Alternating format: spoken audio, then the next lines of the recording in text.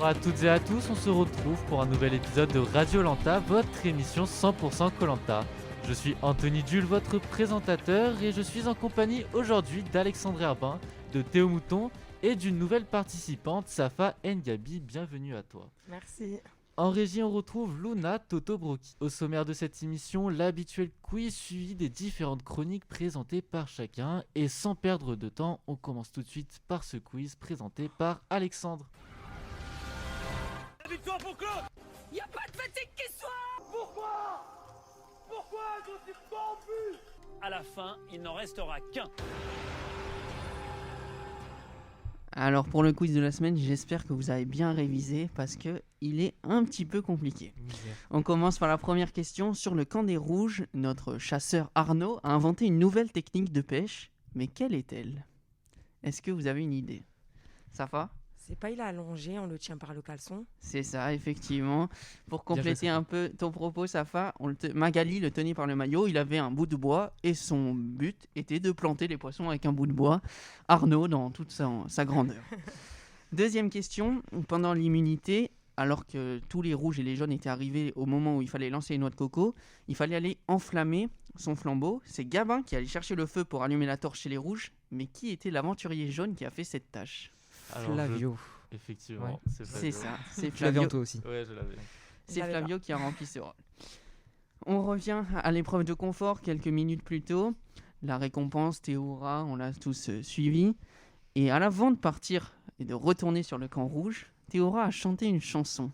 Mais quelles étaient les paroles de cette chanson typiquement polynésienne? Je sais pas parler polynésien. Mais c'était en français. Je ne sais pas. Aucune idée? Non, je sais pas du tout. J'ai Ah ouais. peur de dire de bêtises, Vas-y. mais c'était pas pour la femme de quelqu'un? Non, c'était un chant typiquement sur la nourriture. oui. Les paroles étaient « J'ai faim, je veux manger de la banane. Ah oui, c'est J'ai soif, je veux boire du lait de coco. » Un chant, et on remercie Théoura surtout pour ce magnifique chant. Alors j'ai changé un peu le quiz. On avait Théoura dans l'émission et j'ai décidé de faire 3 questions sur Théoura, sur ce grand aventurier qui est Théoura. Donc en question 4, quelle était la profession de Théoura au moment où il a commencé Koh-Lanta? Il était cuisinier, c'est ça? C'est ça, tout à fait. Il tenait un food truck de spécialité polynésienne. Il a fait ça juste après ses études, quand il est arrivé en France. Il a compris que les études, c'était pas trop pour lui et il préférait ouvrir son propre food truck et devenir son propre patron. 5e question, à quand remonte la première participation de Théoura dans Koh-Lanta? Alors, je n'ai plus la date exacte, mais la saison, c'est Raja Ampat. Mais alors, la date, je ne sais plus du tout laquelle. Effectivement, c'est Raja Ampat. Une idée de la date? Je sais pas du tout, je me rends pas compte. 2011, non? Eh bien Théo, c'est un Non, bingo, c'est c'est ça, c'est 2011, c'était il y a 10 ans. Aujourd'hui, 10 ans que Théoura a commencé cette grande aventure. La dernière question, on va faire une sorte de juste prix. Le nombre de jours de survie de Théoura, c'est un record dans Koh-Lanta. Vous allez donner chacun un chiffre, celui qui est plus proche remporte la mise. Théo? Il a fait combien d'éditions lui déjà? Il a Il a fait 4 quatre participations. 4 participations. Je vais dire, allez, 120.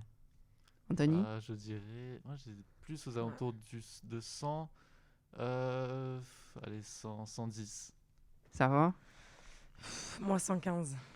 Eh bien, vous étiez... Anthony, tu étais aux alentours du 100. Et c'est 103 jours, donc c'est toi, Anthony, qui gagne. 103 jours de survie, c'est le record depuis la création de Koh-Lanta. Donc notre Théoura, il a peut-être jamais gagné Koh-Lanta, mais c'est quand même un expert de la survie. Et donc c'est terminé pour ce quiz. Merci à tous. Et merci Alexandre, et on passe tout de suite à l'épreuve de confort présentée par toi, Safa. La promesse était grande. Denis Brognard avait annoncé une surprise de taille la semaine dernière avec l'apparition de Théoura pour cet épisode 3. L'emblématique candidat de Koh-Lanta incarnait cette semaine la récompense au jeu de confort. Pour Candice, c'est un rêve d'enfant qui se réalise. Elle fond en larmes. Cette récompense est très attendue alors que le feu manque encore sur le camp jaune et que les estomacs se creusent pour les deux équipes. Après l'effort, le réconfort. Victorieuse, l'équipe rouge s'envole pour l'île des Taas, en compagnie de Théoura, où son père accueille l'équipe gagnante. Mon enfance a été bercée ici, sur ce terrain de jeu, raconte l'icône de Koh-Lanta qui enregistre 4 participations à l'émission, 15 épreuves individuelles gagnées et des compétences hors normes sur le sur le camp. Pêche, lait de coco, feu, Théoura partage son savoir à l'équipe rouge en matière de survie. Les 9 aventuriers écoutent attentivement les précieux conseils du Polynésien. Certains, tels que Candice, ont même essayé de mettre la main à la pâte en compagnie de la star pour s'améliorer. Premier essai raté, mais la deuxième est un sans faute pour Candice. Théoura nous a donné des astuces pour pêcher. On va pouvoir manger, être bien sur les épreuves, confie Arnaud, ajoutant « C'est un précieux confort ». D'autant plus que les oraux ont pu déguster un repas préparé par la famille de Théoura. Les rouges sont révigorés. Et comme l'a très bien dit Safa, la récompense de l'épreuve était Théoura. Et justement, j'aimerais vous poser cette question. Êtes-vous satisfait de la récompense? Est-ce que vous attendiez à plus venant de Théoura? Alexandre? Plus, non. On avait eu ce débat la semaine dernière, Anthony, sur est-ce que Théoura sera le confort ou est-ce que ça sera un moment émotion dans cette île. Non, je m'attendais pas à plus. J'étais content qu'on découvre un peu son père, sa famille, son île, parce que c'est pas un aventurier comme les autres. Il vient pas de France, il vient d'un endroit différent, donc on a découvert son quotidien. Et non, je trouvais que c'était une bonne émission, c'était un joli moment émotion. Et puis pour les rouges, ils ont appris plein de trucs. Donc moi, non, j'étais pas trop déçu de l'apport de Théoura dans cet épisode. Moi, j'aurais bien aimé qu'ils viennent un peu sur l'île, aider un peu plus les candidats dans la survie notamment, dans la pêche, pourquoi pas. Là, je trouve que... moi, je trouve pas qu'il a apporté beaucoup, moi, à l'aventure, honnêtement. Donc, moi, je pense qu'on l'a plus utilisé pour faire augmenter les audiences de Koh-Lanta, parce qu'un Théoura, ça vend quand même pas mal. Donc je pense plus que c'est dans ce sens-là, quoi. Moi, personnellement, je trouve qu'il a ramené beaucoup. Parce que du coup, ils auraient dû partir et que manger ce qu'il a préparé le père de Théoura. Mais Théoura a pris le temps de du coup casser les noix de coco, leur montrer qu'avec une noix de coco, ils peuvent faire du lait, ils peuvent manger l'intérieur, ils peuvent faire n'importe quoi avec rien qu'une coco. Et même la pêche, tout ça. Je trouve que c'est énorme ce qu'il leur a donné comme conseil que les jeunes n'ont pas et que du coup, ils ont une longueur d'avance, on va dire. Pour revenir sur ce que tu as dit, Théo, je suis d'accord avec toi sur le fait que quand tu mets Théoura en scène, les audiences de Koh-Lanta remontent, c'est évident. Mais à côté de ça, s'il était resté plus longtemps, on a vu beaucoup, je sais pas si vous avez suivi sur Twitter, tout ça, beaucoup de gens qui disaient encore une fois Théoura. Moi, je trouve qu'ils ont allié, en même temps, il est resté assez de temps pour ceux qui l'aiment profitent d'eux, et pas trop longtemps pour qu'on se lasse un peu. Donc je trouve la production a fait un bon mélange, et a fait aussi beaucoup de chiffres, parce qu'il ne faut pas abuser. Ouais, je suis tout à fait d'accord avec toi au niveau du temps d'apparition de Théoura, ouais, on était bien, je trouve. Eh merci pour vos avis. On va tout de suite passer à l'épreuve d'immunité présentée par Théo. Oui, Anthony, cette épreuve d'immunité commençait par une très bonne nouvelle pour les jaunes qui voyaient revenir leur capitaine Aurélien suite à un petit coup de mou, mais bien reboosté après un arrêt au stand médical. Un retour sous les applaudissements tout juste avant le début de l'épreuve d'immunité, de quoi donner du baume au cœur à cette équipe des jaunes. Mais penchons-nous sur cette épreuve d'immunité, une épreuve mythique. Quand on vient à Koh-Lanta, on est obligé de passer par l'épreuve des flambeaux. L'objectif, placé en les lançant un maximum de noix de coco dans les paniers. Ces derniers, en s'alourdissant, permettent à une torche enflammée de monter pour embraser une vasque. Problème, il faut aller chercher les noix de coco au fond de l'eau, alourdies d'une charge de 100 kg. Autant vous dire qu'il faudra être fort pour remporter le totem. Et qui est le plus fort, physiquement chez les rouges, évidemment, c'est Gabin, qui permettait à son équipe de prendre la tête rapidement. La bonne technique dans cette épreuve passe évidemment par une coordination sans faille, une qualité qui manque encore à l'équipe des jaunes. Aurélien, seul à porter les poids sous l'eau, maintenait son équipe à flot un temps, avant ce dernier obstacle qui voyait les jaunes s'embourber et contraste avec ces rouges qui semblaient plus frais physiquement. Une fois sur la terre ferme, restait encore à vite lancer les noix de coco dans les sacs. En avance, les rouges semblaient prendre un avantage dans cette dernière ligne droite, mais il ne fallait pas faillir. Avec de bons lanceurs, le sac des rouges se remplissait alors que celui des jaunes ne venait que de recevoir sa toute première noix de coco. Une ultime noix et cette torche enflammée qui basculait pour les rouges et bonifie une belle cohésion d'équipe qui n'existait pas dans les épreuves précédentes. Il va falloir que tout le monde mette ses neurones en ébullition au moment de l'explication. On est trop dans l'action. Les mots d'Aurélien sonnaient fort dans les têtes des jaunes à la fin de l'épreuve. Il faudra donc passer par la casse-conseil. Et oui, l'épreuve a été remportée par les rouges, en soi un sans faute pour cette équipe au dernier épisode. Est-ce que l'équipe s'est enfin réveillée? Ouais, franchement, ça m'étonnerait pas qu'on voit les rouges continuer à gagner sur plusieurs épreuves encore, parce qu'ils ont une grosse cohésion d'équipe, même si physiquement ils sont moins forts que les jaunes. Ils sont portés par un Gabin qui est énorme, bon, c'est le seul qui est vraiment physiquement monstrueux, mais voilà, ils ont une belle cohésion d'équipe et ça c'est ce qui est le plus important dans Koh-Lanta. Ouais, je suis d'accord. Je trouve que moi, Gabin s'est surpassé sur cet épisode. Ici, il a montré ses capacités, il a su s'imposer chez les Rouges. Et voilà, mais du coup, oui, je pense qu'ils se sont réveillés et surtout avec l'épreuve de confort, ils ont pris des forces et ils ont pris de la confiance même en eux. C'est assez paradoxal parce que la semaine dernière on parlait est-ce que les jaunes vont dominer ce Koh-Lanta donc une semaine après c'est est-ce que les rouges sont réveillés, donc non, je pense qu'ils se sont réveillés parce que le conseil finalement ça leur a fait que du bien. Après voilà, ils ont gagné ces 2 épreuves aujourd'hui, mais on ne sait pas ce qui se passera vendredi et vendredi d'après, donc je pense pas qu'il y aura une réelle domination des rouges, mais peut-être que au contraire les jaunes vont aussi se réveiller avec le conseil qui est passé la semaine dernière. Donc non, je pense qu'ils sont... Pour revenir à la question, Anthony, oui, ils se sont complètement réveillés, ils sont mieux organisés. Je sais pas si le départ de Marie est pour quelque chose, parce que c'était pas un poids pour eux. Enfin, je pense pas que c'était un poids pour eux. Mais bon, ils avaient besoin du capitaine Hervé pour les remettre dans le droit chemin, et il a complètement rempli son rôle. Voilà, comme tu l'as dit, c'est le conseil qui les a permis de remettre en chemin. Du coup, ils ont retrouvé cette cohésion d'équipe grâce à ce conseil. Je sais pas, parce que pour le coup, Marie, c'était quand même un bon élément dans l'équipe. Donc je sais pas si c'est ça qui a permis vraiment de reprendre une certaine cohésion. Peut-être que c'est aussi l'utilisation de l'arme secrète de Magali qui était un peu renfermée, un peu loin des autres. Et dès que le retour sur le camp, le jour d'après le conseil, Magali était plus libérée, plus en adéquation avec ses partenaires.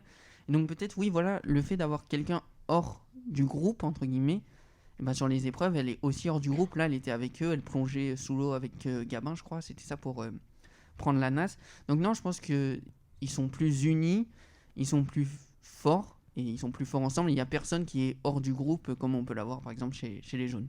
Bon, le conseil, je pense que ça a été aussi un très gros coup de pression. Donc, pas aussi le fait que Maria soit partie, c'est pas aussi pour ça qu'ils ont gagné, mais je pense que c'était juste aussi un gros coup de pression. Et du coup, ils se sont remotivés, ils se sont dit, allez. Donc, du coup, je pense que c'est aussi un très gros coup de pression et de peur. On a vu une Candice assez faible au tout début de l'aventure, qui était éloignée du groupe, qui avait peur justement de se faire éliminer. Est-ce que ces épreuves va la remotiver à s'intégrer au groupe ? Je pense que quand on gagne, on est tout de suite plus ouvert, on a plus envie d'aller vers les autres. Après, Candice, peut-être que sur l'épisode qui arrive, si les rouges gagnent, elle sera bien, elle arrêtera peut-être de pleurer.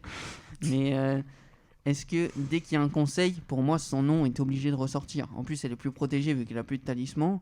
Je vois pas comment les rouges, au vu de la composition qui reste, ils pourraient pas penser à Candice pour l'élimination, bien que ça soit une très bonne aventurière en survie. Mais en tout ce qui est le côté humain, pour l'instant, il n'y est pas, malheureusement pour elle. Mais est-ce qu'elle tiendrait jusqu'à la fin ? Le mental ? J'espère pour elle, parce que sinon parce c'est que, un peu elle idiot. est forte, elle a le mental, tout ça, mais du coup, elle pleure beaucoup, ça fatigue, ça joue beaucoup sur le physique et sur le mental, du coup. Donc, la vraie question, c'est ça, est-ce qu'elle peut tenir jusqu'à la fin, même si les rouges, ils voient en elle des capacités, ils la gardent, je pense pas. Ouais, pour une instructrice de survie, ne pas être préparée au niveau social, en tout cas, c'est quand même surprenant, moi, je trouve. Donc voilà, c'est dommage. Je suis complètement d'accord avec toi, parce que justement, quand on pense à son métier, instructrice de survie, c'est-à-dire que elle a appris des techniques, et aujourd'hui, son métier, pour moi, c'est de les transmettre. Enfin, je pense qu'on est tous d'accord sur ça. Et donc, quand tu les transmets, je ne sais pas si c'est un idéal que je vois, mais elle part 3 jours en montagne avec 3 personnes, elle leur apprend à faire du feu, tout ça. Pour moi, c'est ça son métier. Donc, si aujourd'hui, son métier, c'est ça, mais qu'elle n'arrive pas à le faire sur le camp, c'est pas logique pour elle. Enfin, je comprends pas la logique. Pour moi, c'était vraiment de l'aventurière. Je dirais, c'est pour ça que je l'avais présentée à la première émission, parce qu'elle avait tout. Elle était sportive, elle était sociale, elle était forte, et là, elle a tout perdu elle a perdu ses moyens dans tout ce qui est contact humain sur cette aventure. C'est clair. Mais surtout, quand on lui a demandé d'aller chercher les noix de coco et qu'elle a refusé pour aller pêcher, alors que c'était l'une des seules qui savait faire ça. Donc, du coup, ça aussi, personnellement, j'ai pas trop compris. Elle voulait faire tout en même temps, alors qu'elle peut faire une chose à la fois. Et la pêche, elle peut le faire le lendemain.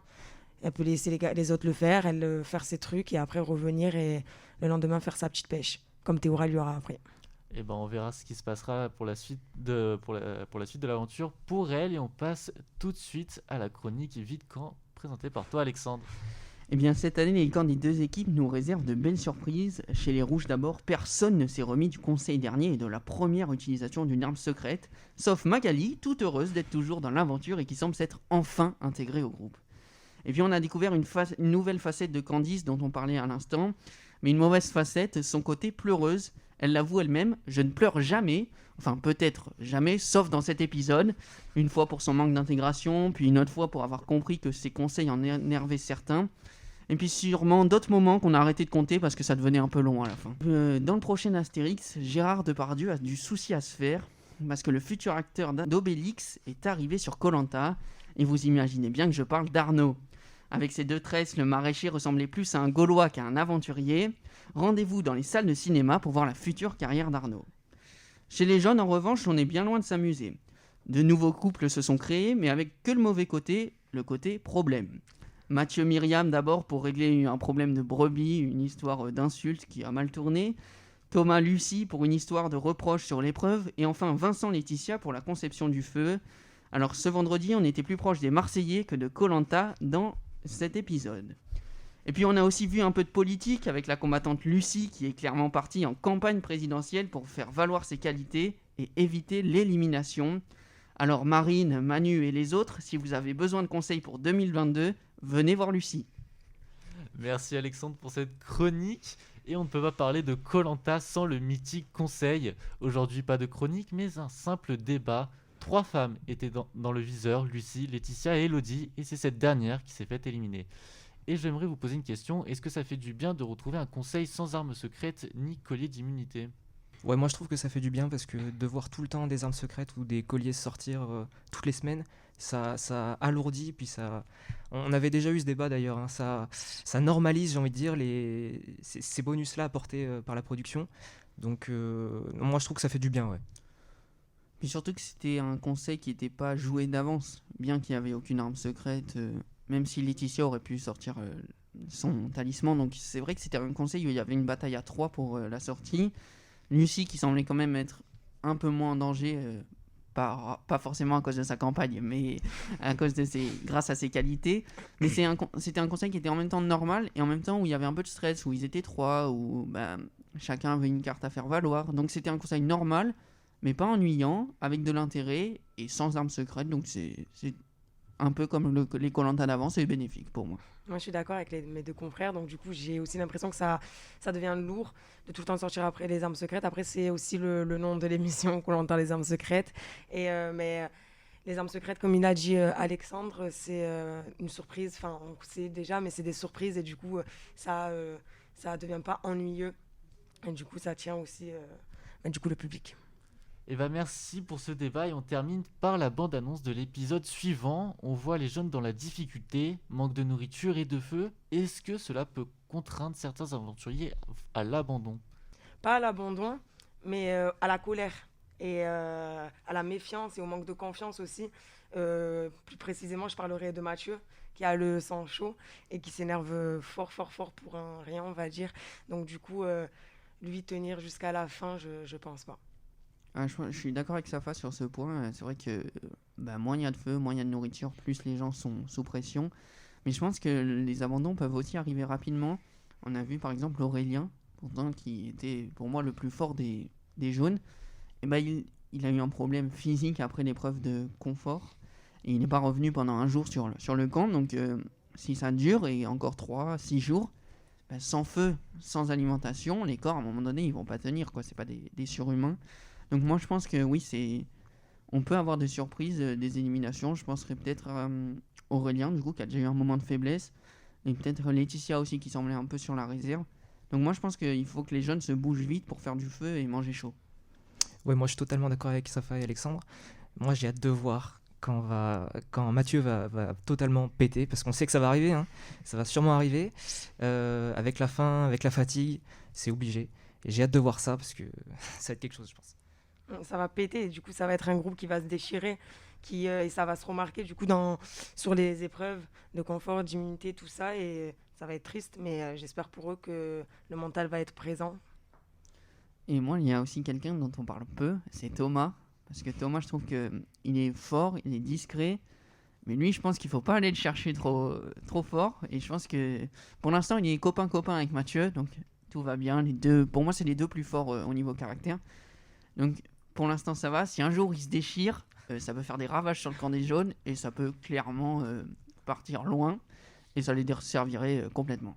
Alexandre, vous avez parlé d'Aurélien. Moi, je pense pas que c'est le jeune qui va abandonner, parce que justement, il aurait pu abandonner après l'épreuve de confort. Et il est quand même revenu et s'est battu pratiquement seul à l'épreuve d'immunité. Donc, ça serait pas un jeune qui abandonnerait, pour moi, personnellement. Et bah merci à toutes et à tous de nous avoir écoutés. On se retrouve la semaine prochaine, même jour, même heure, pour votre émission 100% Koh-Lanta. Au revoir.